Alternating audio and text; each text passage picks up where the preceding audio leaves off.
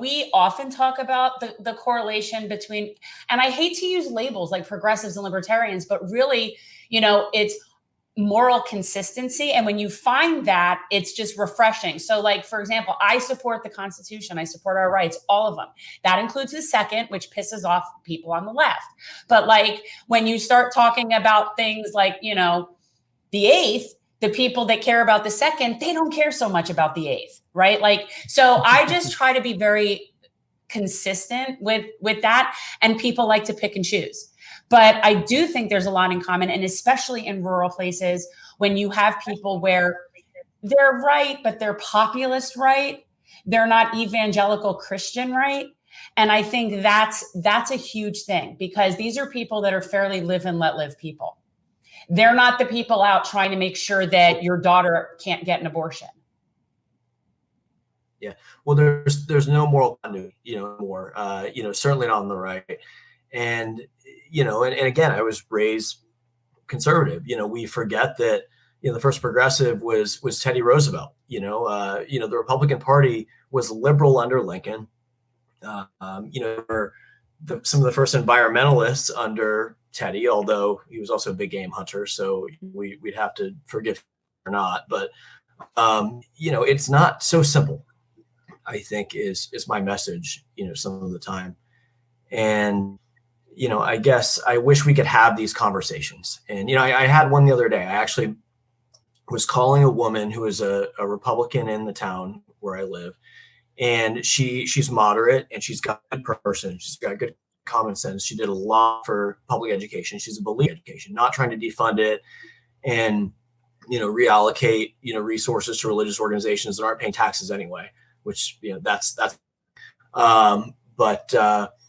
I ended up calling the wrong person. She had a shared number with a person who was a Republican state rep in Bedford. We had a long conversation. She shared with me that because I think I had tweeted once upon a time that, the city of Portsmouth was trying to vie for some level of local control in terms of not having guns in schools or having some gun-free zones, right?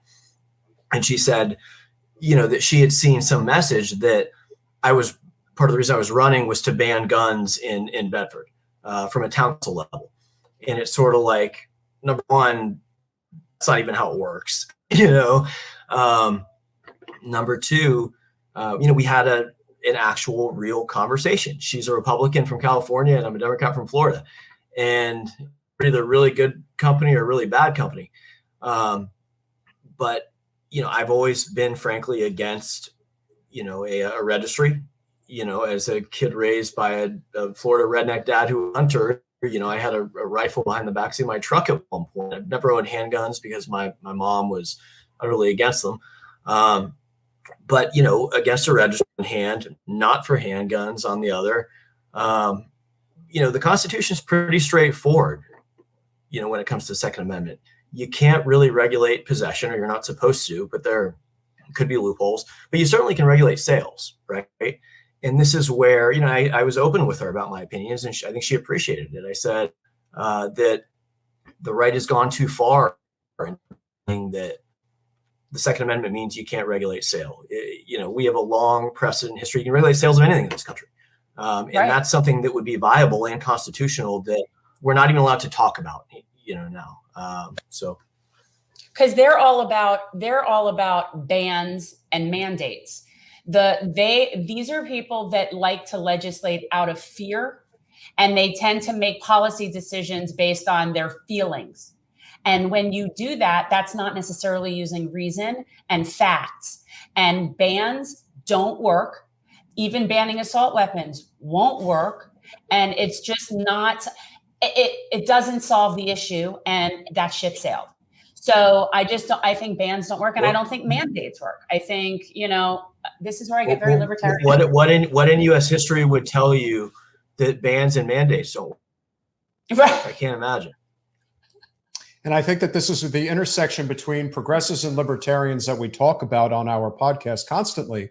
We are friends with Andrew Yang, and one of the things that we pointed out, that he pointed out specifically on our show, is that when it comes to progressives, we can agree, he said, on 20 issues, but if the 21st issue is incorrect, then that's it. You're basically excommunicated, if you will. You're canceled. And so that is the next evolution of this movement that must happen, because the Puritan, and when people, there's a huge difference between corporate backed individuals talking about Puritan politics versus non-corporate people talking about Puritan politics. People who are corporate that talk about Puritan politics are doing it for a career motive, whereas people who are doing it that are non-corporate are seeing the forest through the trees. That's what we see.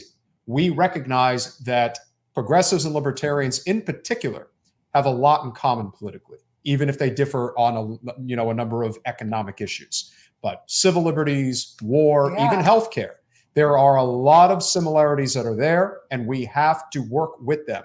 That's why New Hampshire is such an interesting state, because it is a combination of rugged progressivism, but also traditional libertarianism. It's the Granite State. It's a state that is regarded as being one of the best run in the United States. And I think because of the fact that there is this healthy relationship between the progressive and libertarian factions, that is why a lot of positive things usually come from New Hampshire.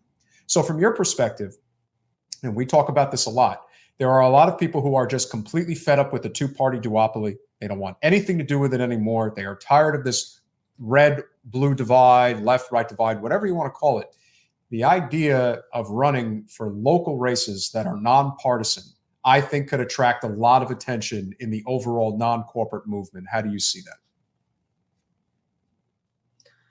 I'm mixed right now.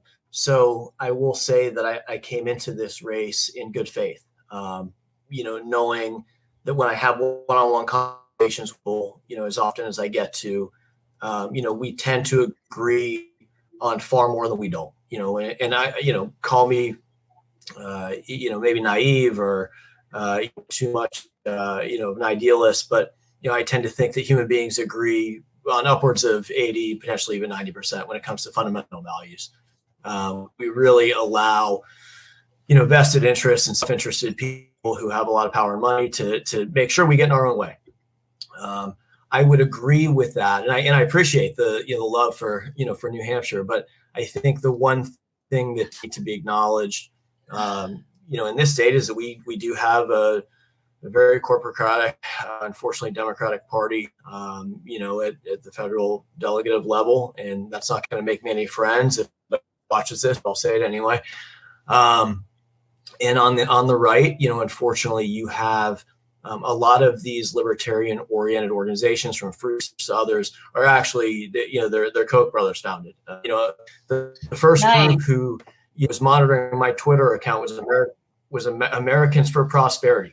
When I threw my name in the hat. So I'm battling, to ensure I can cut through the noise and actually have real conversations with people and go, listen, I got involved in Democratic politics first. And, now I want to put my name on a ballot. And it's not because I have some self-interest or agenda, even in local first politics. And unfortunately, not everybody is willing to believe that. But, I think when you tend to be unfiltered and tell the truth to a fault, people come around. Thanks for watching. If you want to support our mission to transform politics into service, please like this video, subscribe, follow us on social media, and consider joining our Patreon, where you'll get early access to our interviews as well as other exclusive content. Links are in the description. Peace out.